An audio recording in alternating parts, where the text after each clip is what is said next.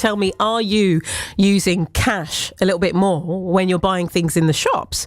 Well, apparently the use of coins and notes has risen for the second year in a row.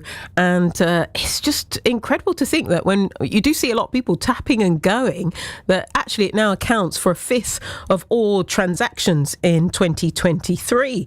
Well, let's chat about this now with Amy Knight, who's a personal finance expert for NerdWallet UK. And Amy, what's happening? Hi, Brigitte. Happy Friday. I can't wait. It's so nice when it's a Friday, isn't it? You can just see the weekend on the horizon. Yeah. This research that you mentioned, so the British Retail Consortium, they've found out that there's been a reversal in the trend away from cash. So over the last decade, people have been increasingly paying by card, making digital payments, and it started to go the other way. And it looks like the cost of living crisis is a big factor in why that's happened. Explain that for a little bit. Why, seeing as people don't have the money, why are they going back to cash?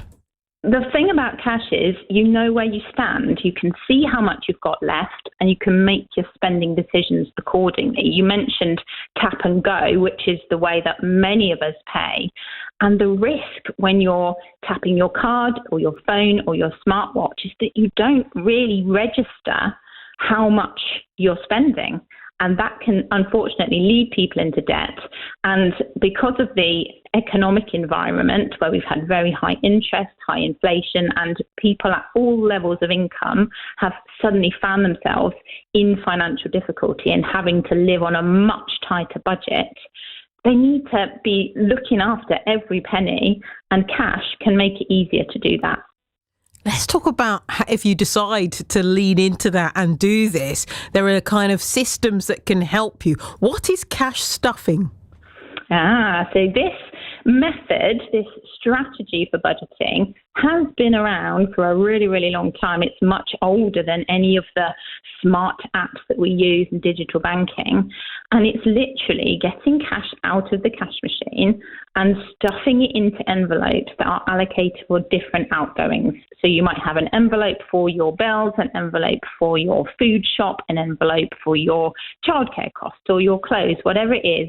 You will portion the money that you have available for that month into envelopes, and then you know that's your budget, that's what you've got to spend, and it avoids people overspending or accidentally going into their overdraft, which might be much easier to do if you were making card payments. Actually, talking about overspending, the festive period can be really difficult because you might have to buy gifts, maybe providing meals for more people than usual. How can you manage this season a little better? Yeah, exactly. December is an expensive time of year and a lot of us get paid early in December. So the month of January then is longer than a normal month while you're waiting for your next payday.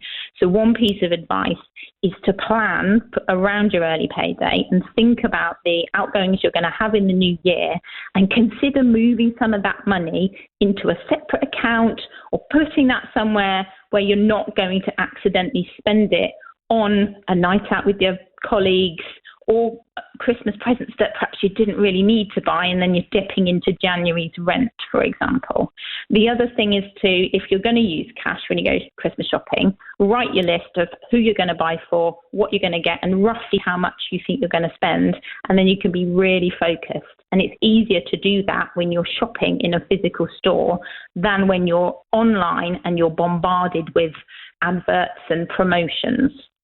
Just finally then, can we just take the other perspective? Because there are certain shops I've been into where they won't accept the cash and you're forced to pay on card. So if as a shop owner, people who are running businesses, are they more open to receiving cash?